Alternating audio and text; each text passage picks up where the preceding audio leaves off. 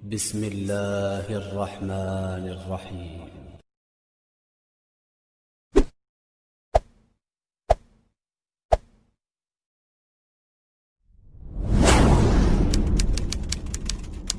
Apapun prestasi akademikmu, kalau sampai tidak memuliakan orang tua, hampa di hadapan Allah Subhanahu wa ta'ala. Ada seorang laki-laki, kata Nabi, kalau nanti dia datang kemari minta doa sama dia karena doanya makbul. Sahabat heran, karena sahabat itu definisinya man laqiyan Nabi sallallahu alaihi wasallam wa amana bihi wa mata 'alal Islam. 3 definisi sahabat: orang yang berjumpa dengan Nabi, beriman dengan Nabi, dan matinya dalam keadaan Islam. Maka itu disebut dengan sahabat menurut ilmu hadis. Makanya ketika saya menjelaskan itu ke mahasiswa, Aisyah yang merupakan sahabat Nabi, komplain mahasiswa, mohon maaf Ustaz keliru, Aisyah itu bukan sahabat tapi istrinya. Kita bicara ilmu hadis. Makna sahabat, man laqiyan Nabi, berjumpa dengan Nabi, wa amana bihi, beriman dengan Nabi, wa mata 'alal Islam, mati dalam keadaan Islam. Abu Lahab ketemu dengan Nabi tapi tidak beriman dengan Nabi dan mati dalam keadaan kafir, maka tidak masuk golongan sahabat. Tapi ini ada seorang laki-laki hidup sezaman dengan Nabi dan Nabi mengenal dia, dan Nabi berpesan nanti kalau dia datang ke kota Madinah minta doa dari mulutnya karena doanya dikabulkan Allah Subhanahu wa ta'ala. Sahabat heran, kami yang hidup bersama engkau, kami yang berperang bersama engkau, kami yang sholat di Masjid Nabawi bersama engkau, kenapa doa dia lebih makbul daripada kami? Malah kami meminta doa dari mulut dia. Tapi tidak boleh membantah dan melawan Nabi. Pokoknya nanti kalau dia datang kemari minta doa kepada dia. Setelah Nabi Muhammad SAW meninggal dunia, laki-laki itu pun sampai ke kota Madinah, berjumpa dengan sahabat. Sesuai dengan yang dijanjikan Nabi, mereka pun meminta doa kepada dia. Namanya Uwais Al-Qarni. Makanya Uwais Al-Qarni tidak ada masuk dalam buku biografi sahabat. Kalau mau mencari biografi sahabat Nabi, buka kitab namanya Al-Isabah fi Tamyizis Sahabah, atau baca juga Usudul Ghabah fi Ma'rifatis Sahabah, atau baca juga Al-Isti'ab fi Ma'rifatil Ashab. Itu memang buku biografi isinya sahabat Nabi semua. Sahabat Nabi klasifikasi. Yang pertama, Al-Ashra Al-Mubasysyaruna bil Jannah, 10 sahabat yang dijamin masuk surga. Level kedua, sahabat Nabi yang ikut perang Badar. Berikutnya, sahabat Nabi yang masuk Islam sebelum hijrah. Berikutnya, barulah ujung sahabat Nabi masuk Islamnya setelah hijrah, setelah Islam kuat, barulah dia masuk Islam. Tapi nama Uwais Al-Qarni tidak ada di dalam, karena dia tidak cukup syarat untuk menjadi sahabat, karena dia tidak pernah berjumpa langsung dengan Nabi Muhammad sallallahu alaihi wasallam. Tapi kenapa doanya makbul? Ternyata dia tidak berjumpa dengan Nabi bukan karena dengki, bukan karena musuh, bukan karena tidak beriman. Dia tidak jumpa dengan Nabi, salah satu sebabnya adalah karena dia menjaga ibunya di Yaman. Makkah di tengah, Yaman di bawah, Syam di atas, negeri Syam. Tak ada hubungan dengan negeri paman Syam. Syam di atas, Yaman di bawah, Makkah di tengah. Liila fi Quraisy, perjalanan orang Quraisy. Ila fihim rihlatash shita'i was-shaib, perjalanan syita musim dingin, shaif musim panas. Musim dingin mereka ke Yaman, musim panas mereka pergi ke negeri Syam. Kenapa dingin ke Yaman? Karena Yaman ini kalau musim dingin tidak terlampau dingin, salju tidak turun. Kalau pergi ke negeri Syam, salju turun. Palestina, Yordania, Suriah, Lebanon. Suriah, Lebanon ada salju. Maka musim panas Nabi pergi ke negeri Syam, karena kalau musim panas di Yaman panas sekali. Sedangkan ke negeri Syam panasnya tidak seberapa. Perjalanan orang Arab Quraisy ini diceritakan Allah, di negeri Yaman itulah tempat kampung Uwais Al-Qarni. Tidak sempat dia berjumpa dengan Nabi, tapi doanya lebih makbul daripada orang-orang yang berada bersama Nabi, karena keutamaan berbakti kepada ibu. Kalau sama ayah boleh ngelawan Pak Ustaz? Enggak juga. Jangan ini nanti dijadikan dalil. Kamu kenapa lawan bapakmu? Ada seorang laki-laki. Ini kadang jamaah pandai motong-motong ceramah saya, hanya untuk mencari pembenaran. Sedangkan kita ngaji ini mau mencari kebenaran. 1000 dalil bagi orang untuk mencari kebenaran, tapi ada 1001 hujjah untuk orang yang suka mencari pembenaran. Nah, jadi kalau saya bicara tentang ibu, sesungguhnya ayah sudah masuk, karena tanpa ayah kita juga bukan apa-apa dan bukan siapa-siapa, walaupun jatah ayah 1/3, sedangkan ibu lebih daripada itu. Man ahaqqun nas bi husni suhbati, siapa orang yang paling layak mendapatkan baktiku ya Rasulullah? Ummuka. Summa man, siapa lagi? Ummuka. Summa man, siapa lagi? Ummuka. Summa man, abuka. Itu yang menyusun itu Nabi SAW, bukan saya. Itu makanya ibumu, ibumu, ibumu, bapakmu. Kenapa Nabi 3 kali? Kenapa Nabi menyebut laki-laki 1 kali, perempuan 3 kali? Karena ibumu mengandung, ibumu melahirkan, ibumu menyusukan. Siapa yang mau dapat 3 kali? Coba yang 3 ini. Mengandung, melahirkan, menyusukan. 3 ini belum bisa dilakukan oleh laki-laki dimanapun. Adapun merubah wajah sudah bisa. Makanya ada lady boy, wajah lady, betis boy. Tapi untuk mengandung tidak bisa. Ana Rahman, aku ini Rahman, kata Allah. Syaqaqtur rahim wa ja'altu lahu isman min ismi. Aku ciptakan satu makhluk di dalam perut perempuan, maaf, namanya rahim, dari namaku. Ini yang belum bisa dibuat dokter dimanapun di dunia ini, menciptakan rahim, belum bisa. Andai terpecah rekor ini, maka kebanggaan luar biasa bagi LGBT. Tidak bisa, sampai hari kiamat tidak akan bisa, janji Allah. Karena Allah mengatakan dalam hadis qudsi, Ana Rahman ja'altu lahu isman min ismi. Maka ada satu makhluk dalam perut perempuan yang diciptakan, diambil dari Asmaul Husna. Sehebat-hebatnya laki-laki, dari ujung rambut sampai ujung kaki tidak ada di tubuhnya ini yang diambil dari Asmaul Husna, tak ada. Bahwa namanya dari Asmaul Husna ada, Abdus Somad. Tapi ada makhluk di badannya diambil dari Asmaul Husna, itu hanya ada pada perempuan. Oleh sebab itu perempuan luar biasa. Makanya kampus Universitas Ahmad Dahlan memuliakan perempuan. Mana perempuan? Di atas letaknya.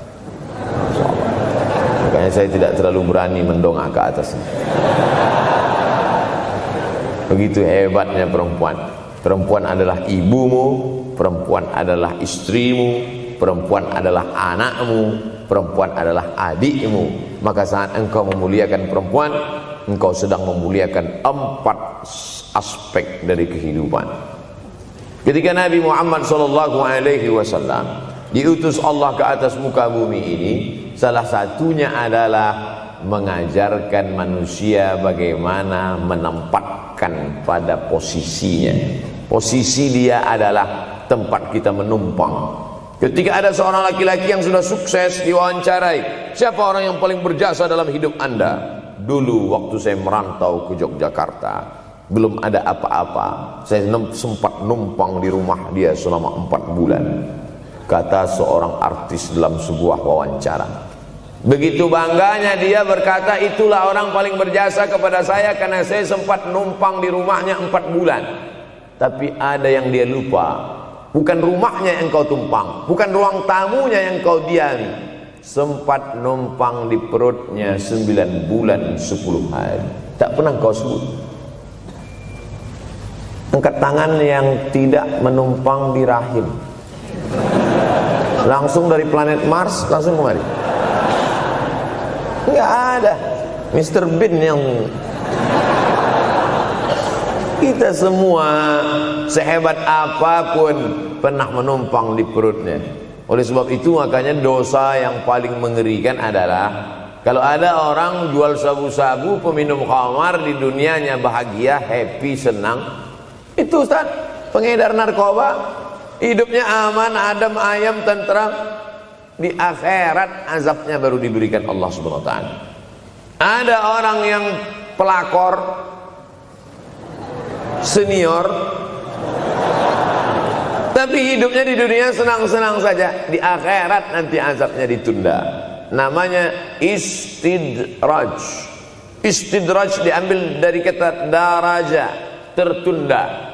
Azab yang tertunda. Sudah jadi judul sinetron.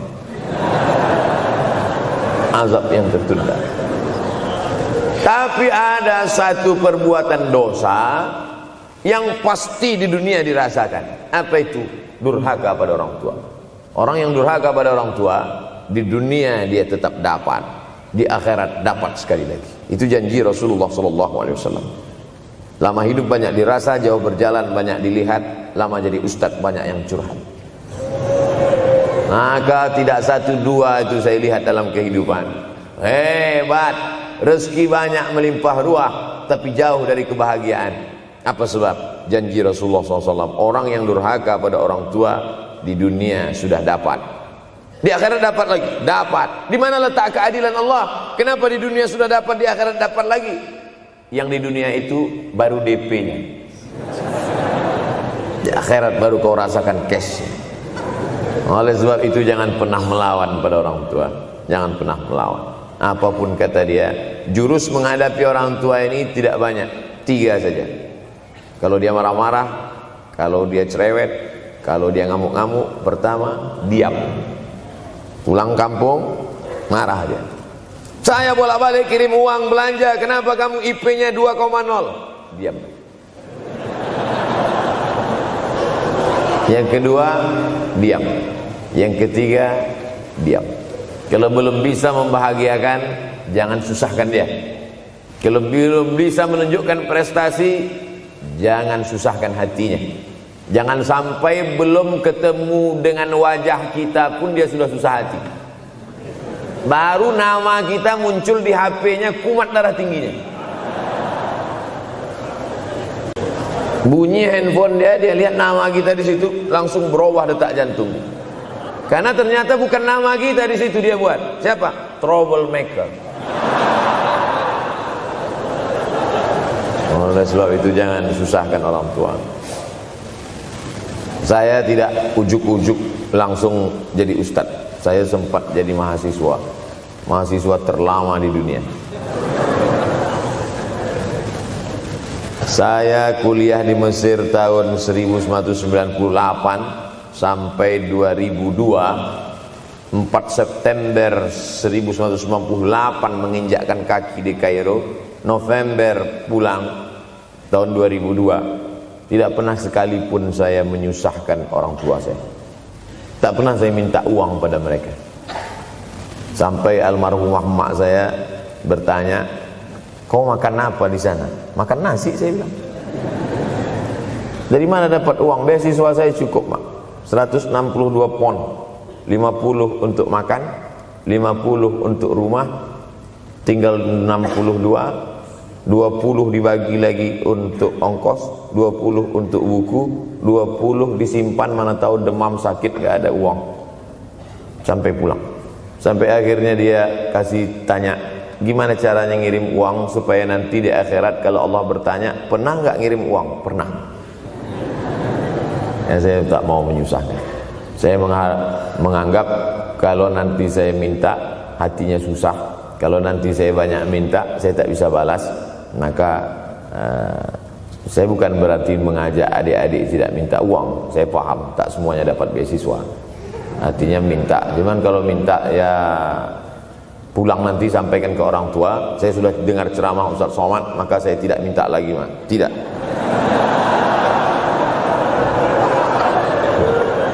Tapi tolong dirapel setahun sekali aja. Kalau mau merasakan bagaimana sayang mereka, coba hilangkan sayangnya itu agak 1 bulan, 2 bulan, 3 bulan, itu baru terasa. Karena sifat manusia ini kalau sudah tidak ada baru terasa. Judul lagu Roma. Kalau dia masih ada di depan mata kita, masih dekat dengan kita, kita merasa dia biasa-biasa saja. Tapi kalau dia sudah tidak lagi ada, itu barulah. Oleh sebab itu coba kalau mau merasakan, kasih tahu dia, papa, mama, untuk biaya kuliah saya 1 semester ini tolong jangan kasih dulu. Saya mau jual koran dulu. Saya mau kerja di Dorsmir dulu. Saya mau kerja loper dulu. Saya mau susah-susah dulu. Seketika saat kita tahu susahnya itu, tetes peluh keringat, air mata, di situ loh baru kita tahu, oh ternyata perjuangan mereka ini luar biasa. Saya tidak bicara ceramah saja, tapi dalam kehidupan saya pribadi dulu saya laksanakan, saya pernah buat, saya pernah kerjakan. Tapi tidak saya rencanakan itu, saya harus begini, tidak. Memang bagian dari takdir hidup. Mungkin tidak minta uang itu karena jauh ke Mesir. Kalau seandainya dekat, sering juga minta. Nah, memang dikondisikan saya untuk terbang jauh ke Mesir, lalu kemudian setelah jauh itu tidak meminta, tapi kemudian setelah pulang berjumpa, sempat bersama orang tua. Bulan Maret 2019 kemarin baru meninggal dunia ketika saya sedang ceramah di Madura, Pulau Madura, diundang oleh sahabat saya, kakak kelas di Mesir dulu, Dr. Fauzi Tijani. Dan pagi itu rencananya mau ziarah ke makam Kiai Khalil di Pulau Madura. Begitu mau ziarah langsung dapat SMS segera pulang karena orang tua meninggal dunia. Akhirnya saya langsung ke airport Surabaya dan langsung pulang. Sebelum malam sudah tiba pemakaman. Artinya apa? Penyesalan panjang, kenapa tidak mencium tangan orang tua, kenapa tidak? Karena saya pikir masih lama ya. Nah, ini satu kekeliruan. Di mana-mana selalu saya sampaikan, jangan pernah berpikir usianya masih lama walaupun dia sehat. Karena sehat walafiat, tidak ada kurang satu apapun. Masih lama. Ternyata apa yang terjadi? Berangkat hari Sabtu, hari Ahad tausiah, hari Senin pagi, tanpa sebab, tanpa penyakit. Oleh sebab itu kalau masih hidup orang tuamu di rumah, pulang. Tapi jangan ini jadikan alasan. Besok enggak masuk kelas, kemana? Pulang semua.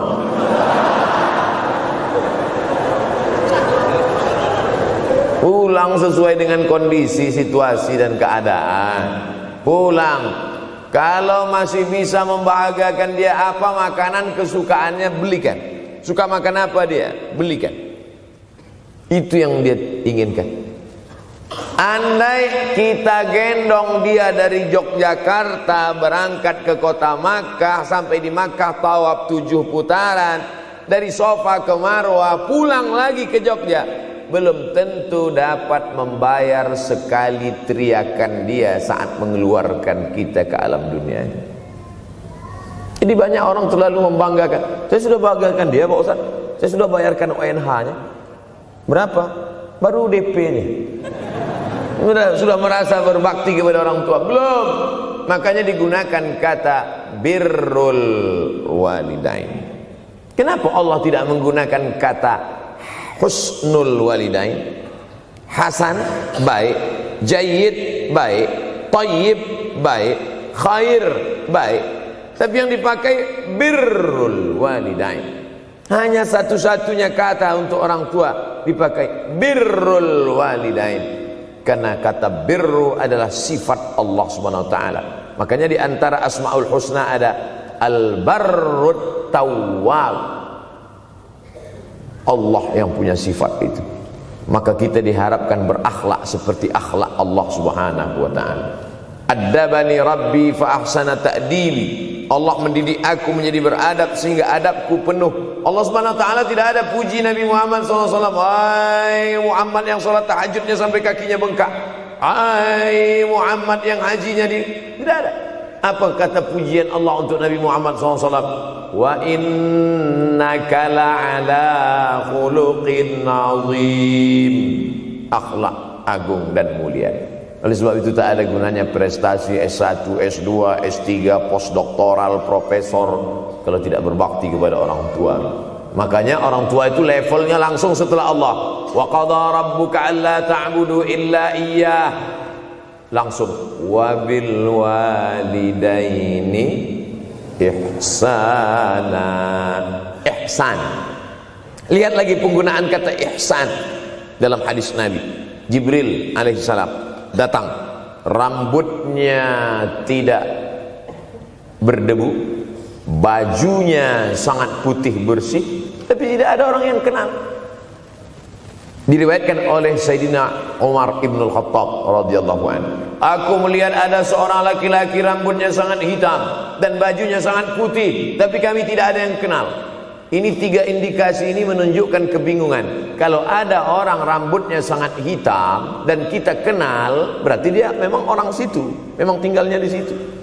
Tapi dia kalau orang perantau, rambutnya pasti berdebu karena tinggal di gurun pasir. Sekarang kan banyak tuh anak-anak muda yang rambutnya berdebu. Itu berarti orang jauh, bukan orang Jogja. Bajunya sangat putih, tapi kami tidak kenal. Kalau bajunya agak-agak kotor, berarti dia musafir. Pantas kalau kita tidak kenal. Tapi bajunya sangat putih, berarti dia memang orang situ. Tapi kami tidak kenal. Kata Umar bin Khattab, rambutnya sangat hitam, bajunya sangat putih, tapi kami tidak kenal. Dan dia duduk berhadapan-hadapan dengan Nabi, lututnya dekat dengan lutut Nabi, tapi kami tidak kenal. Dia bertanya tentang iman, dia bertanya tentang Islam, dia bertanya tentang ihsan. Setelah selesai baru Nabi bertanya, Umar, ya, kamu tahu siapa tadi yang datang bertanya tentang iman, Islam dan ihsan itu? Tidak, Jibril yu'allimukum dinakum. Tadi yang datang itu adalah Jibril alaihissalam. Orang selevel Umar bin Khattab tidak kenal Jibril. Ada orang Indonesia baru ketemu Jibril.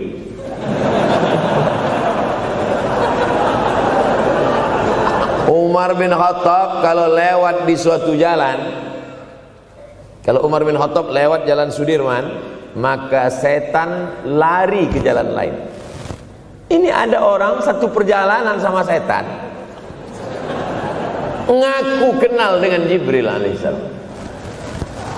Makanya kalau baca hadis, satu hadis, tapi analisa dari hadis itu banyak sekali. Umar tidak kenal dengan Jibril kecuali setelah Nabi Muhammad SAW yang bercerita mengenalkan. Dari mana Nabi tahu? Nabi dapat wahyu dari Allah Subhanahu wa ta'ala. Tapi ada analisa lain. Apa maknanya? Allah menggunakan kata ihsan untuk orang tua, Nabi menggunakan kata ihsan untuk Allah.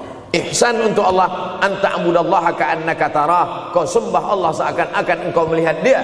Fa in lam takun tarah, kalau kau tidak bisa melihat dia, fa innahu yarak, sesungguhnya dia yang selalu melihatmu. Tidak pernah putus ihsan.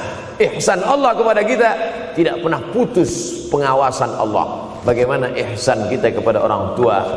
Tak pernah putus bakti walaupun dia sudah meninggal dunia. Makanya kita tetap membaca walaupun dia sudah masuk liang lahat, jam 2 malam bangun, Rabbil firli wali walidayya warhamhuma kama rabbayani shaghira. Ada seorang sahabat Nabi namanya Sa'ad. Sa'ad sudah jadi bahasa Indonesia. Banyak juga orang Indonesia laki-laki sifat Sa'ad. Orangnya Sa'id, artinya bahagia. Sa'adah, kebahagiaan. Jenenge sapa? Sa'adah. Itu dari bahasa Arab. Sa'adatun, bahagia. Datanglah seorang laki-laki bernama Sa'ad menjumpai Nabi SAW. Ya Rasulullah, wahai Rasulullah, ummi matat, ibu saya sudah meninggal dunia. Afa atasaddaqu anha, kalau saya bersedekah kira-kira pahalanya sampai apa tidak untuk almarhumah ibu saya? Kata Nabi, tasaddaq, silakan engkau bersedekah. Ayu sadaqatu afdal, sedekah apa yang paling afdal? Saqiyul ma, memberi air minum. Memberi air minum, niatkan untuk almarhum almarhumah, kata Nabi, tasaddaq, silakan sedekah. langsung tanpa pikir panjang. Apa kata Sa'ad? Idzan ahfiru bi'ran. Kalau begitu saya gali sumur sekarang juga, sumurnya saya wakafkan dengan niat almarhumah. Oleh sebab itu, yang orang tuanya sudah meninggal dunia, pulang dari sini jangan gali sumur, cukup telepon, assalamualaikum, sumur bor. Cari pondok pesantren yang kesulitan air, pergi ke kaki-kaki gunung, orang mencari air satu jerigen mikul 5 km jalan. Di situ tempat minum lembu, kerbau, di situ juga mereka mengambil air. Cari, galikan, mengalir air sumur untuk mereka, mengalir pula sampai ke liang lahatnya. Itu bakti kita. Pulang dari sini, cari pondok pesantren, panti jompo, panti yatim. Assalamualaikum Bapak pimpinan yatim. Saya lihat ini kamar mandinya sedikit, orang ngantri banyak, keran air tidak ada. Gimana ini? Berapa lagi yang perlu sumur bor di sini? Kami perlu kira-kira 5. Insya Allah. Bapak mau bantu? Enggak, nanya-nanya aja. Nih, ini akan menolong di hadapan Allah Subhanahu wa Ta'ala. Tapi kalau dia masih hidup, masih ada, senangkan hatinya. Pulang dari Universitas Ahmad Dahlan Yogyakarta dengan membawa selembar kertas. Apa itu? Transkrip nilai semester ini IP 4. Siapa yang tidak bangga? Bangga orang tua. Saya pulang dari Mesir, saya bawa ijazah LC. Satu lagi ijazah dari Maroko, MA. Ini mak, ijazah LC MA. Saya lihat dia nampaknya tak bahagia. Karena dia dulu waktu saya kecil nyuruh saya, kamu mesti doktorandus. Itulah cita-cita ya dia yang tidak sampai. Saya mesti doktorandus. Di mana mau mencari titel doktorandus kan? LCMA. Saya bilang, mak, ini LCMA ini lebih hebat dari doktorandus. Artinya apa? Bahwa menyenangkan hati orang tua itu ketika hati dia terbuka, bahagia, disitulah pintu-pintu rezeki itu terbuka. Turun barokah-barokah itu. Buah kalau matang itu dijolok, jatuh. Dan menjatuhkan rahmat Allah itu, membuka pintu-pintu langit, mengetuk pintu-pintu rahmat dan ridha Allah dengan ridha orang tua. Makanya kata Nabi, ridha Allah fi ridhal walidain. Kalau Allah ridha, maka semua yang kau mau dia berikan. Orang kalau sudah ridha itu artinya senang. Orang kalau sudah senang, semua dia kasih. Apa yang ada di tangannya, itu dia berikan. Tadi malam sampai di hotel, datang seorang jamaah, buka cincinnya. Cincin paling dia sayang, dia kasih ke saya. Laki-laki. Nah nih Ustaz Somad, ambil. Duduk saya tadi, duduk. Datang anak muda, dia lihat saya tak pakai sorban, dikasihnya sorban. Cuman akadnya belum jelas apa ngasih atau pinjam, Allah jelas. Orang kalau sudah senang hatinya, semua dia kasih.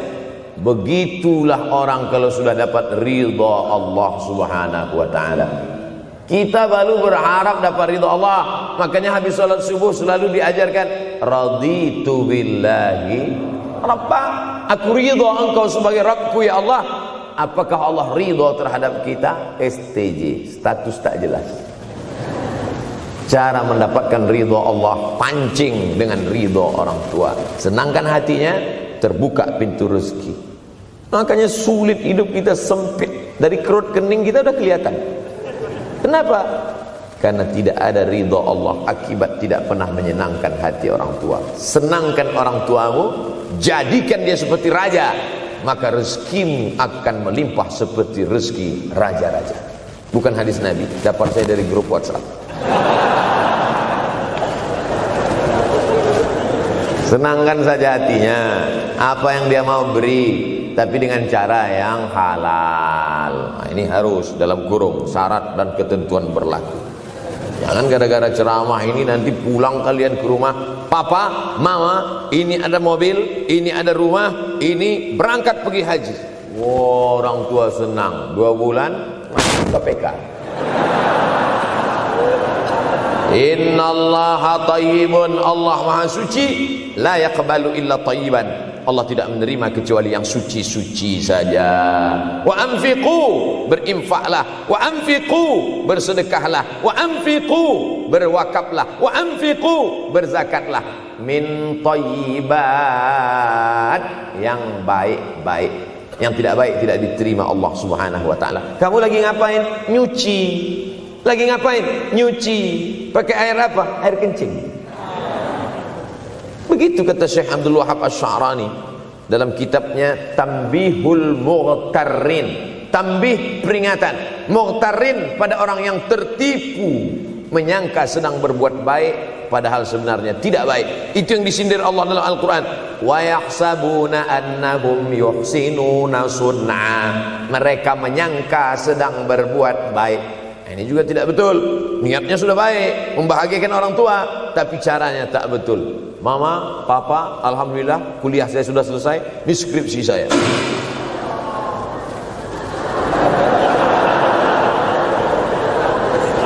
Masya Allah. Bayangkan kalau kiamat tiba-tiba terjadi. Begitulah agaknya terkejutnya kita. Kiamat terjadi tapi belum sempat berbakti kepada orang tua. Dosa belum sempat meminta maaf. Silap dan salah berapa kali kita kencing di kainnya yang bersih. Berapa kali dia tidak jadi tahajud gara-gara kita menangis dari Isya sampai subuh. Pakai pengawet nangisnya. Tapi kita tak pernah sadar itu. Kita menganggap kita di dunia ini dibesarkan angin. Kita menganggap kita ini bangsawan, bangsa yang hidup di awan. Berapa kali dia tidak jadi sholat duha gara-gara kita kencing. Berapa kali nasi yang sudah mau disuap masuk ke mulutnya tak jadi. Bahkan dia tidak makan sama sekali. Dan berapa kali makanan dia belikan hanya untuk susu, hanya untuk menyenangkan kita. Pernah kita balas. Dan dia tidak pernah minta balas itu. Oleh sebab itu siapa yang mengingatkan? Abdul Somad diberikan judul berat ini. Judul yang paling berat ceramah tentang orang tua, tentang ibu, tentang ayah. Jarang saya mau menerima judul-judul pengajian. Ini pun dikasih tahu setelah sampai di sini.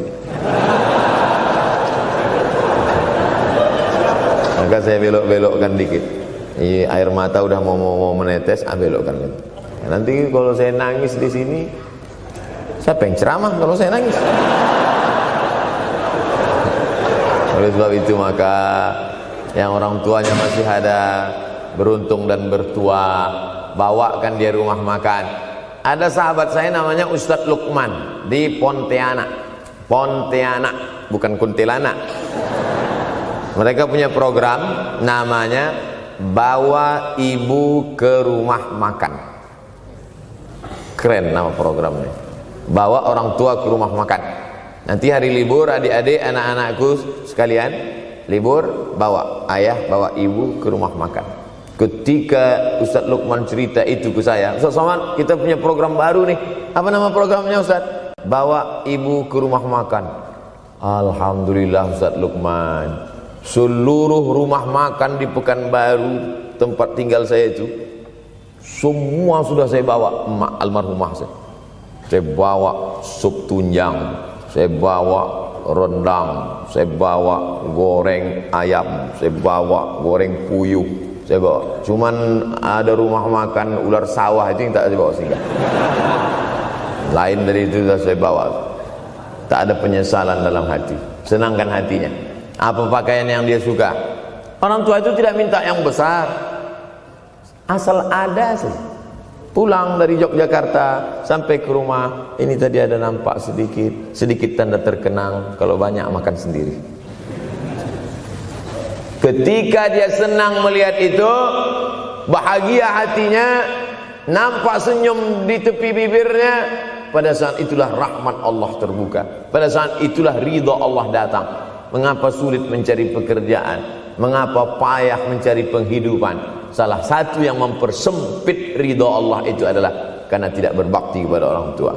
Oleh sebab itu maka judul tema yang diberikan birrul walidain, berbakti kepada orang tua, bahagiakan. Ini ada juga ini anak-anak yang sudah sukses ini, papa, mama sudah meninggal, papa jangan risau, silakan terbang ke Yogyakarta, ada adik di sana, silakan terbang ke Surabaya, ada kakak di sana, silakan terbang ke Kuala Lumpur, ada keluarga di sana, jangan hiraukan. Kata bapaknya, kalian terbangku saja kalian pikirkan, kemana aku hinggap tak kalian pikirkan.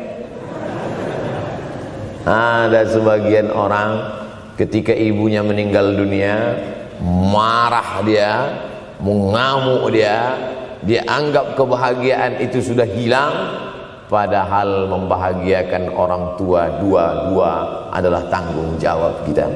Kalau dua-duanya sudah tidak ada Pak Ustadz, masih ada keluarga. Ada keluarga. Al-khalah bimasabatil saudara ibu, kakak ibu, adik ibu, sama seperti ibu. Sambung lagi silaturahim, buat dia senang, buat dia bahagia.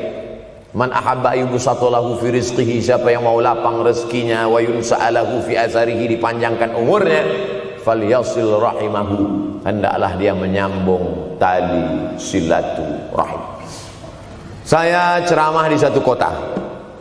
Sampai di kota itu saya melihat rumah besar, megah, mewah, seperti istana. Cuman saya segan mau nanya, nggak mungkin saya tanya, Pak, ini hasil dari apa? Saya tengok, saya ngangguk. Kawan-kawan saya yang ikut di situ seperti ngelihat kucing semuanya. Mantap. Setelah duduk, makan, habis makan, minum, habis itu Sohibul Bait yang punya rumah pun cerita, Ustadz Abdul Somad, iya Pak, dulu ini hanya bambu-bambu yang dikasih daun, yang dikasih terpal. Tempat apa Pak? Tempat ibu saya buat pengajian. Setiap tahun dibuat begitu, pasang tiang-tiang kayu, pasang terpal, daun-daun, pengajian ramai. Sampai akhirnya saya berkata, Bu, pengajian kita hentikan saja, stop. Saya tidak sanggup lagi pasang tenda, pasang terpal ini. Tapi akhirnya apa kata ibu saya? Nanti setelah saya tidak ada, pengajian ini terus kamu buat. Allah bukakan pintu rezeki Ustaz Somad. Inilah yang terjadi sekarang. Saya belikan orang tua saya itu rantai, saya belikan gelang, saya belikan cincin. Bulan depan saya datang, sudah nggak ada lagi. Mana gelangnya Mak? Nggak ada. Mana rantainya Mak? Nggak ada. Mana cincinnya? Nggak ada. Kemana? Itu kan emas mahal. Sudah saya jual. Untuk apa? Untuk bersedekah ke fakir miskin. Rupanya gelangnya, rantainya itu habis dia berikan sedekah fakir miskin. Tobatkah si bapak untuk berbakti? Tidak. Bulan depan dia belikan lagi. Sampai akhirnya diberikan Allah balasan melimpah ruah. Ternyata ini rahasia dari keberhasilan hidup, karena menyenangkan hati orang tua. Saya tak sebut nama, saya tak sebut lokasi, tapi yang mau berkunjung nanti saya kasih lokasi tepatnya. Saya kasihkan nanti alamat dari Google, saya kasih, supaya melihat secara nyata.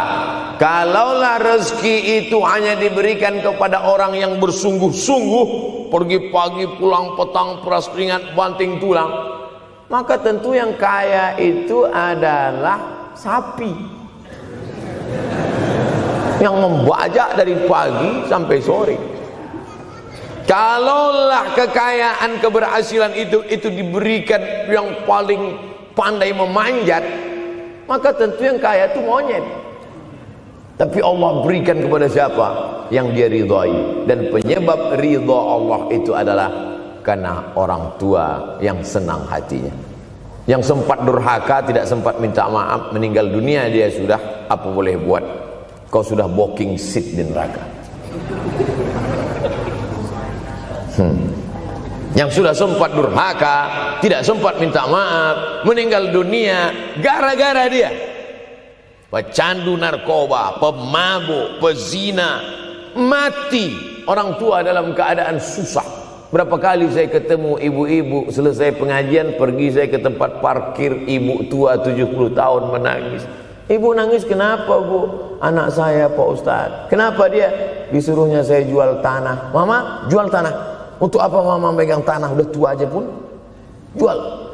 Mestinya anak itu yang menyenangkan hatinya di hari tuanya, bukan malah menyuruh jual tanahnya. Jual tanah supaya dia bisa bangun rumah, jual tanah supaya dia bisa menyekolahkan anak-anaknya. Na'udzubillah. Sudahlah tidak membahagiakan, malah menyusahkan. Ustaz, anak saya nyuruh saya jual tanah saya supaya dia senang, supaya dia dapat duit. Gimana nih Pak Ustaz? Mungkin si ibu berharap saya menjawab, ibu sabar aja ya bu, sabar ya. Ibu salah tanya bu. Kalau mau sabar cari ustadz lain, ada spesialis sabar, bukan saya. Begitu dia kasih tahu, anak saya maksa saya jual tanah saya, Pak Ustadz gimana? Mana alamat rumah anaknya? Mana? Saya mau datang. Mana? Anak durhaka, neraka jahanam tempat kau.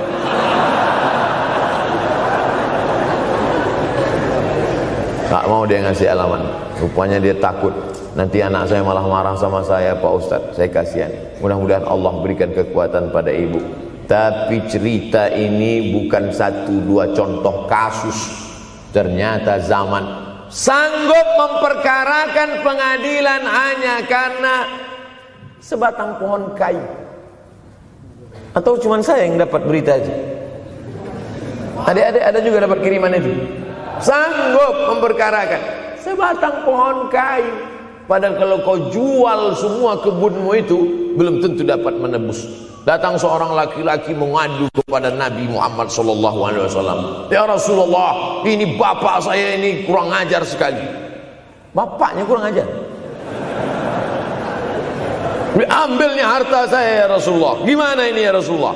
Apa kata Rasulullah SAW? Anta wa maluka li abik. Anta sampai ke tempat kita jadi ente. Anta wa maluka, ente, harta ente, li abik, punya bapakmu. Jangankan hartamu yang di rumah itu, dirimu pun punya bapakmu. Nabi membela, seolah-olah Nabi berkata, apa yang diambil itu belum ada apa-apanya dibandingkan melepuh kulitnya untuk memberikan engkau sesuap makanan yang halalan thayyibah. Orang yang durhaka pada orang tuanya, insya Allah anaknya juga akan durhaka kepada dia. Oleh sebab itu maka jangan pernah durhaka. Kalau sempat durhaka lalu kemudian meninggal dunia dia Pak Ustaz, sudah meninggal pun tetap masih bisa berbakti. Pertama dengan doa, kedua dengan sodakoh. Kalau kebetulan rezeki banyak sodakoh. Kalau tidak ada rezeki melimpah, doa. Bangun malam, Rabbi firli wali walidayya warhamhuma kama Rabbi firli, ya Tuhanku ampunkan aku, wali walidayya, ibu dan ayahku, warhamhuma, sayangi mereka berdua, kama, sebagaimana Rabbayani shaghira, sebagaimana mereka mendidik aku. Coba kita lihat susunan kalimatnya, seperti ada kekeliruan kalimat. Na'udzubillah, mana mungkin kalimat Allah keliru. Allah ingin menegur kita, sayangi mereka sebagaimana mereka mendidik aku. Mestinya kalimatnya kan tidak begitu, sayangi mereka sebagaimana mereka menyayangi aku. Tapi ternyata sayang belum tentu mendidik, tapi mendidik pasti sayang. Karena bunyi kalimatnya, sebagaimana mereka mendidik aku. Jadi banyak juga anak-anak ini tidak sayang karena salah didik. Disangka sayang itu dengan ngasih motor, disangka sayang itu dengan ngasih gadget, disangka sayang itu dengan ngasih transfer uang yang berlebihan. Belum tentu sayang. Dulu ada insinyur arsitek yang membangun salah satu rumah keluarga saya. Kuliahnya di Jogja. Cerita dia, dulu saya kuliah di Jogja Ustadz Abdul Somad, insinyur. Terus teman kami sakit di kos-kosan. Kami bingung mau nelpon siapa. Akhirnya datang mobil mewah, parkir polisi, tentara, ramai. Barulah kami tahu rupanya dia anak menteri. Jadi sayang orang tua itu bukan mesti dibelikannya apartemen, dibelikannya mobil, belum tentu. Boleh jadi itu justru menjerumuskan anak.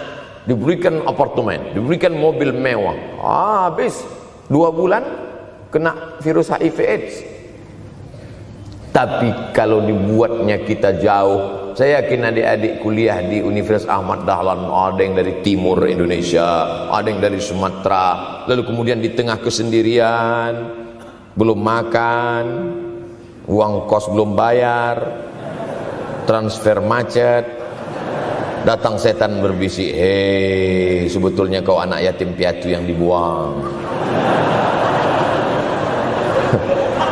Bukan, orang tuamu bukan tidak sayang, dia hanya sedang ingin mendidik supaya engkau menjadi anak yang mandiri. Maka nanti kalau sedang duduk termenung gitu, tiba-tiba datang bisikan, pergilah cari jembatan, terjunlah. Maka saat itu katakan dalam hatimu, lawan, hei setan, orang tuaku sayang kepadaku, dia hanya ingin supaya aku mandiri. Ada orang tua yang salah didik kepada anak-anak, sampai mengikat tali sepatu pun anak tidak pandai. Baru mau mengikat tali sepatu, sudah diikatkan. Baru mau makan, sudah disuapkan. Akhirnya anak tidak punya keberanian untuk hidup. Harta dia punya, uang dia punya, materi dia ada, satu yang dia tidak punya, tidak ada mental. Tapi anak-anak, adik-adik Universitas Ahmad Dahlan adalah orang yang punya keberanian untuk hidup. Betul? Yang di hadapan saya ini, siapa yang tidak punya keberanian hidup? Ini yang jam 5:30 masih belum hidup lagi. Ada ini tidak punya keberanian untuk hidup, hidupnya terlambat. Tapi mahasiswa Universitas Ahmad Dahlan punya keberanian untuk hidup. Bahkan mungkin dia lebih dulu hidup daripada saya. Lebih dulu bangun dia tadi. Alhamdulillahillazi ahyana ba'da ma amatana wa ilaihin nusyur. Tengok jam. Oh, rupanya masih jam 1, tidur lagi. Saudara yang dimuliakan Allah Subhanahu wa taala. Maka my life, my adventure, hidup saya adalah petualangan saya. Ini yang mau kita harapkan, berani menghadapi tantangan. Ada orang yang menganggap hidup ini ya simple-simple aja lah Pak Ustaz. Tapi ada orang ingin hidup ini penuh dengan perjuangan. Sama seperti makanan, ada orang simple aja, nasi, kecap, telur rebus, dah cukup. Tapi ada orang mau ada goreng ayamnya, ada rendangnya, ada supnya, ada tom yamnya, ada lengkap semua. Begitu juga hidup ini. Ada orang yang simple aja, ambil goreng ikan, makan. Tapi ada satu lagi enggak, pergi naik mobil sampai ke tepi hutan, naik motor, habis itu nyewa speedboat sampai di tengah laut mancing, ujung-ujungnya ikan juga. Yang dia nikmati bukan ikannya, tapi yang dia nikmati adalah proses untuk mendapatkan ikannya. Faham? Itu enaknya ngomong sama mahasiswa. Coba kalau yang masyarakat biasa, kita udah capek cerita, selesai ada pertanyaan, Ustaz maksudnya tadi apa ya? Aduh, capek gitu. Saya terus terang kalau ceramah di depan mahasiswa ini bangkit semangat saya lagi. Ini sekarang rasa-rasa umur 24. Tapi begitu nanti sudah mulai agak jauh dari mahasiswa, balik 42 lagi. Nah, makanya saya senang kalau diundang ke kampus-kampus. Saya kalau di Jogja diundang di kampus terus, walaupun nggak semua nerima.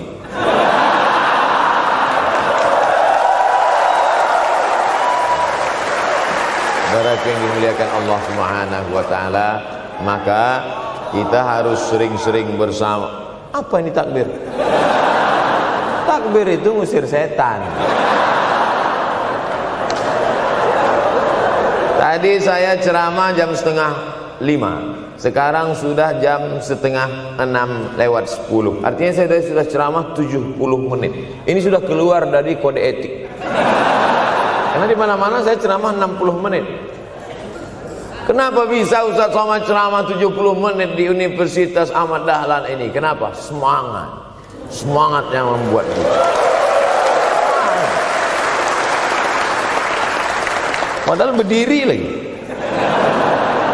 Tahan, belum sarapan lagi. Tahan. Artinya apa? Yang membuat kita kuat itu bukan materi, bukan makanan, tapi semangat. Maka jangan sempat kehilangan semangat. Bangkitkan semangat. Semangat terus. Semangatnya apa? Semangat ingin membahagiakan orang tua. Kalau lupa, tulis. Biasanya mahasiswa ini kan suka lupa. Tulis di dinding kamar. Semangat bahagiakan calon mertua.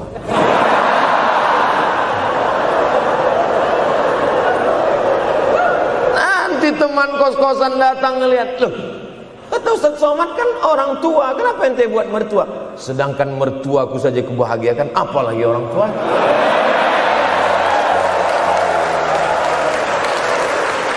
Begitu hebatnya. Cuman kadangnya kita hanya mendapat ini hanya di sinetron-sinetron saja.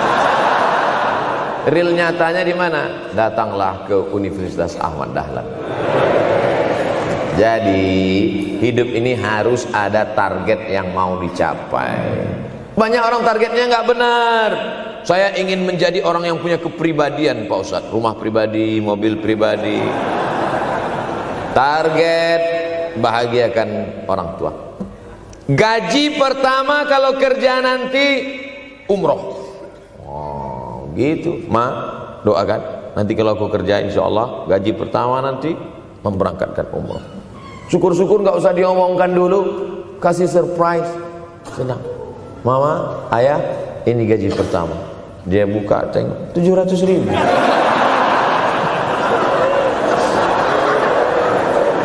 Menangis dia menerima gaji pertama itu. Bukan karena harunya sikit. Gitu dia buka amplop, oh kok setitik dong. Haru dia. Kenapa setiap mendapat hadiah dari anak, orang tua selalu meneteskan air mata? Karena kita tidak pernah besar dalam pandangan matanya. Kita sehebat apapun, kita tidak pernah besar di matanya. Di pandangan ibu ayah kita, kita adalah anak kecil yang tapak kakinya 2 jari, panjangnya sejengkal. Maka jangan pernah ceramahi orang tuamu. Jangan mentang-mentang sudah mahasiswa pulang, ayah sini, mama sini. Dulu. Assalamualaikum. Bisa. Karena kita tidak pernah besar di mata orang tua. Kita tetap kecil. Walaupun kamu sudah menikah, sudah punya istri, sudah punya anak, kau tetaplah anak-anak dalam pandangan dia. Oleh sebab itu jangan sok besar, jangan sok hebat. Kalau ada pesan yang ingin mau disampaikan, jangan melalui mulut kita, dipinjam mulut orang lain. Tokoh masyarakat, alim ulama, dia ngajinya di mana? Ada yang mau kita perbaiki, jilbabnya mungkin kurang panjang, mungkin ada kebiasaan dia yang kurang baik. Sementara kita udah ngaji, sudah belajar di Universitas Ahmad Dahlan, sudah terpelajar, membuat dia mau menjadi orang baik. Tidak mesti dari mulut kita, pinjam mulut orang lain. Assalamualaikum Pak Kades, pinjam mulut Pak Kades sebentar. Pak Kades, ayah saya kan orangnya baik sama Pak Kades. Iya, nanti kalau saya ngomong dia nggak dengar. Jadi saya mohon tolong Pak Kades. Pak Kades, ayah saya sampai sekarang belum sholat Pak Kades. Jadi tolong Pak Kades nasihati dia. Kata Pak Kades, saya juga nggak sholat. Hancur dunia persilatan. Oleh sebab itu senangkan. Ini banyak anak-anak yang udah ngaji, yang sudah aktivis masjid, merasa ingin orang tuanya baik, dia sendiri menceramahi, nggak ketemu, nggak connect dia. Ayah sini, orang yang tidak sholat neraka jahanam tempatnya. Sakit hati, meleleh air matanya. Sekali kau buat air matanya menetes, maka kau akan berenang dalam kesengsaraan. Jangan pernah buat dia menangis. Kalau dia nangis haru Pak Ustaz, nggak apa-apa. Cuman kita kan sulit membedakan mana air mata haru, mana air mata sedih. Sama-sama bentuknya air mata. Makanya ada ungkapan jangan menangis air mata buaya. Kenapa selalu kalau disebut air mata buaya? Karena memang buaya menangis bukan karena sedih, tapi karena kekenyangan. Buaya kalau habis makan orang, berkeringat, buaya itu tidak ada pori-porinya. Kita kalau berkeringat kan keluar pori-pori, ini keluar air. Buaya nggak ada. Satu-satunya tempat air keluar, itulah. Makanya menangis buaya, keluar air mata buaya. Maka jangan sampai kita nangis karena kekenyangan. Haru dia melihat pemberian kita. Di saat itu menetes air matanya, berdoa, dia memanjatkan doa, mengetuk pintu-pintu langit, terbuka. Masya Allah. Tembus. Pantasan doa mahasiswa Universitas Ahmad Dahlan kabul, rupanya pintu terbuka. Doa kepada Allah Subhanahu wa taala. Kadang-kadang kita merasa doa kita yang dikabulkan Allah, kadang-kadang kita merasa sok hebat. Setelah dia meninggal dunia, barulah kita sadar rupanya selama ini kita hanya menumpang doa. Numpang, bukan doa kita yang dikabulkan Allah ternyata, tapi doa dia. Tapi dia tidak pernah cerita itu. Dia nggak pernah ngomong. Apa pernah dia panggil kita? Sini sebentar. Aku sudah capek doain itu. Pernah dia bilang itu. Dia cukup mengadu tengah malam, ya Allah, anakku ini jadikan dia berhasil kuliahnya ya Allah. Sudah hampir 14 semester nggak selesai-selesai.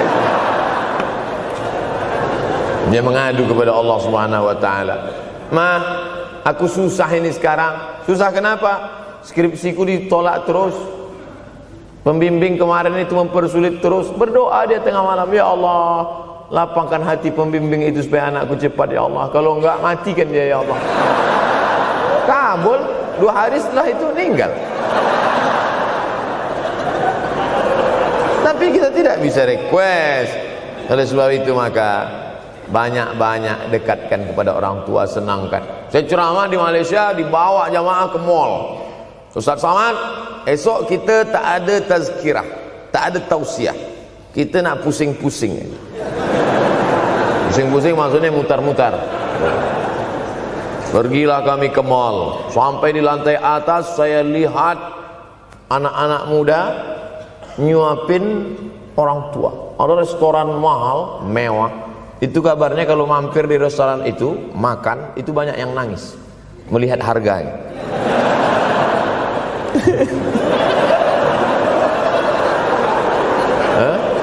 Ada saya lihat anak-anak muda yang ganteng-ganteng, perempuan yang cantik-cantik menyuap orang tua. Orang tua yang sudah tak berambut, sudah perempuan tak berambut lagi, rontok saking tuanya, kulit sudah keriput. Duduk, didorong pakai kursi roda, dibawa ke mall, sampai di itu diberikan restoran tercanggih, termahal. Dia sendiri yang menyuapkan makanan. Ternyata bagi saudara-saudara kita Tionghoa, salah satu mengundang berkah menyenangkan orang tua. Itu keyakinan mereka. Kok kenapa ente kasih makan? Ya oke lah. Ajaran kita mengajarkan tapi kita tak amalkan. Ketika tetangga, kawan, sahabat kita mengamalkan, rezekinya melimpah, baru kita heran. Dia kok kaya ya? Iyalah, dia kan punya tuyul. Tuyul mana bisa bawa duit banyak? Nih keberkahan. Oleh sebab itu, jangan cuma sekedar ngaji-ngaji aja. Pulang dari sini, kalau memang tinggal di Yogyakarta atau di luar nanti pas liburan, sisihkan uang, bawa dia ke mall, bawa dia ke restoran, senangkan hatinya, bawa dia jalan-jalan. Cuman tetap juga yang logis. Kalau dia udah tua, janganlah dikasih kacang goreng. Sesuaikanlah, agar-agar kasih. Ini nggak perlu dikunyah. Kiri kanan gol, kiri kanan gol. Orang tua bawa kasih kacang, menyiksa itu. Saudaraku yang dimuliakan Allah Subhanahu wa taala, kenikmatan yang terbesar adalah ketika orang tua masih ada bersama kita. Kalau sudah tak ada, nanti saat Idul Fitri, Allahu Akbar, Allahu Akbar, Allahu Akbar, la ilaha, barulah menetes air mata. Mama.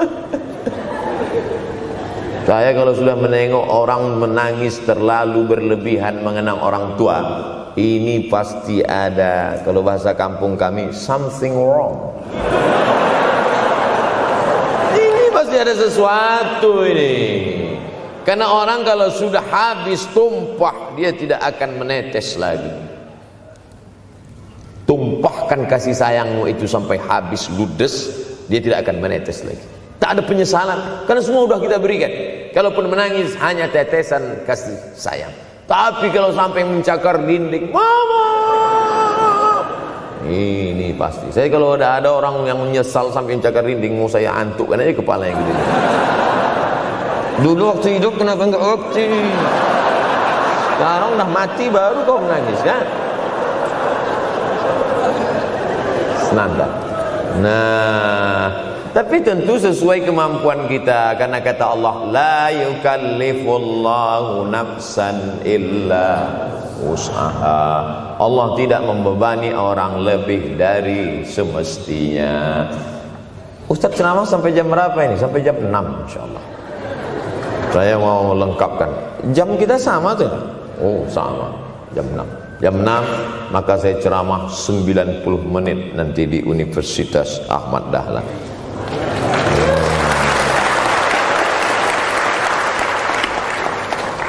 Berceramah di Universitas Ahmad Dahlan merupakan suatu kebanggaan bagi Abdul Somad. Kenapa begitu? Saya pengagum Kiai Haji Ahmad Dahlan, termasuk ulama yang saya kagumi. Lalu kemudian apa kekaguman di antara kekaguman Ustadz terhadap Kiai Haji Ahmad Dahlan? Beliau punya keberanian untuk melawan arus TBC, tahayul, bid'ah, cuerafat. Dia berani melawan itu. Dan akhirnya, dan beliau tidak membangun ketokohan. Tidak yang dibangkitkan itu Ahmad Dahlannya, tapi yang dibangkitkan itu metodenya. Yang dibangun itu relnya. Sehingga nanti kalau kereta apinya lapuk, tetap akan ada kereta api baru yang lewat di rel ini. Ini yang dibangun. Dan akhirnya sampai hari ini saya sedang berada di hadapan kereta api yang baru. Ada Thomas.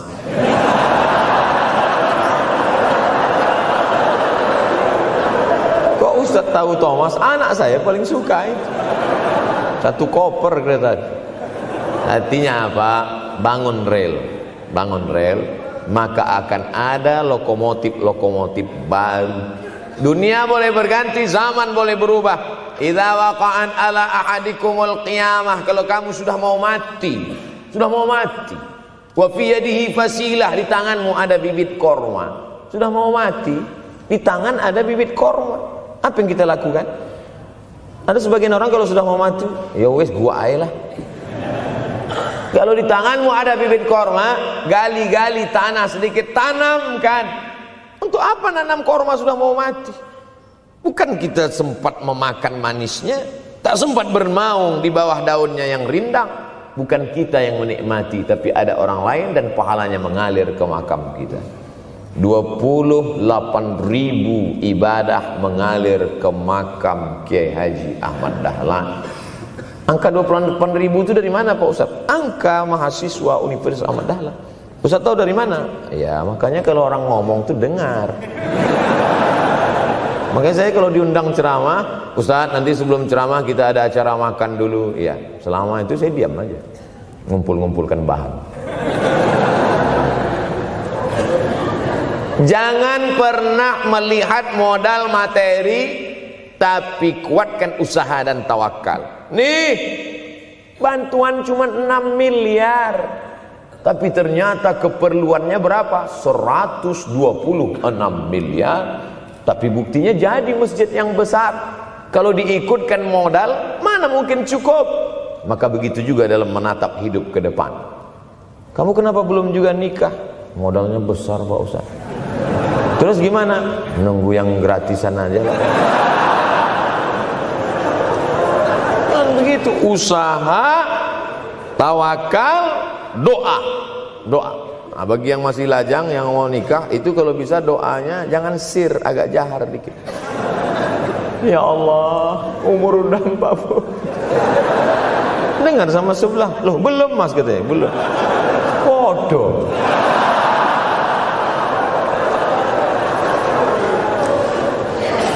Kira-kira rezeki itu Allah yang ngatur atau kita yang ngatur? Allah. Makanya diantara Asmaul Husna Ar-Razzaq, yang maha memberi rezeki. Kalau Allah yang mengatur, mungkinkah Allah menyia-nyiakan kita? Tidak. Cicak di dinding, semua tahu, karena dari kecil kita memang sudah diajari lagu cicak. Cicak, cicak di dinding. Ada nggak pernah yang dinyanyikan lagu kadal? Ada. Kenapa mesti cicak? Coba tanya ibu kita yang dulu nyanyikan. Mama, kenapa cicak, Ma? Karena kalau buaya terlalu gede, nak. Kenapa cicak? Dia sedang mengajarkan kita bagaimana cicak dengan segenap kelemahannya. Cicak itu binatang yang lemah, hidupnya aja sungsang. Kita selalu berlawanan dengan cicak. Yang kata kita di atas, kata cicak di bawah. Tapi makanan cicak luar biasa. Apa makanan cicak? Helikopter, nyamuk. Cicak tidak bisa menggunakan tangannya, karena kalau dia pakai tangannya jatuh. Kadang pakai 4 aja jatuh. Selalu kan kejadian eksiden cicak jatuh. Cicak tidak pernah gunakan tangannya untuk makan, karena dia harus berpegang kuat. Apa yang dia pakai? Lidahnya. Lidahnya dia pakai. Nyamuk yang dia makan. Helikopter. Habis dimakan oleh cicak. Siapa yang paling hebat? Nyamuk. Makanannya darah. Nyamuk masih keluarga Dracula. Tapi Allah SWT mau mengajarkan jangan putus asa, gunakan potensimu, apapun yang terjadi gunakan. Ini sekarang banyak anak-anak muda nih kehilangan semangat. Kalau engkau kehilangan beras masih bisa hidup 3 bulan. Kalau engkau kehilangan air masih bisa hidup 3 hari. Tapi kalau kau kehilangan semangat, kau hanya hidup 3 detik. Tik, tik, tik, mati. Oleh sebab itu jangan sampai kehilangan semangat. Bahasa kitanya putus asa. Sampai dingin tuh lontong. Bukan karena ceramah terlalu lama, bukan. Sampai dingin itu sarapan pagi gara-gara mahasiswa. Ente kenapa? Galau, Ustaz. SMS nggak dibalas, telepon nggak diangkat. La ilaha illallah Muhammad Rasulullah. Mahasiswa seganteng ini, sehebat ini, begitu cepat putus asa. Saya aja setua ini, sekurus ini masih banyak yang mau. Lihat tuh komen-komen di Instagram, baca tuh komen-komen di YouTube. Ustadz, jadikan aku yang kedua ya. Masa kalian anak-anak muda gagah perkasa, bangkitkan semangatmu, takbir. Banyak yang belum ketemu jodoh. Saudara yang dimuliakan Allah Subhanahu wa taala, maka bangkitkan semangat. Tapi yang namanya semangat ini tidak bisa bangkit dengan banyak. Kita lihat orang bersemangat, pede di depan orang, pede luar biasa. Dia kok pede sekali? Pakai sabun. Banyak juga yang semangat, pede luar biasa, rupanya pakai jimat. Kita pede kita bukan karena sabu-sabu, bukan karena narkoba. Pede kita karena kita sudah serahkan semuanya pada Allah. Inna sholati wa nusuki wa mahyaya wa mamati lillah. At-tahiyatul mubarakatul sholawatut thayyibatul lillah. Tapi tetap satu, jangan nanti mentang-mentang udah dengar ceramah saya at-tahiyatul mubarakatul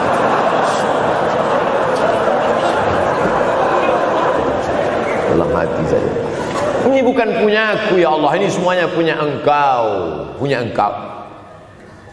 Berhasil kalian, sukses kalian, punya apartemen, punya kondominium, punya mobil, Datang teman nanya, hebat ente ya, kaya sekarang ya.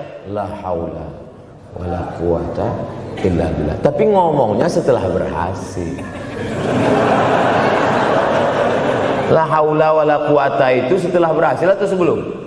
Setelah semua dipuji orang, hebat ente sekarang ya. La haula wala quwata. Bukan punya saya, punya Allah. Tapi sekarang banyak orang salah. Ente kok enggak kerja?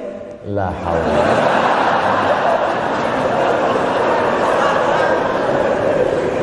La haula wala quwata illa billah. Subhanallah, masya Allah, tabarakallah. Menunjukkan manusia lemah, tak punya apa-apa. Dia ingin berkata, ini hanyalah punya Allah. Begitu juga dengan acara ini. Kenapa acara di masjid? Kenapa acara di kampus kemarin ramai melimpah ruah?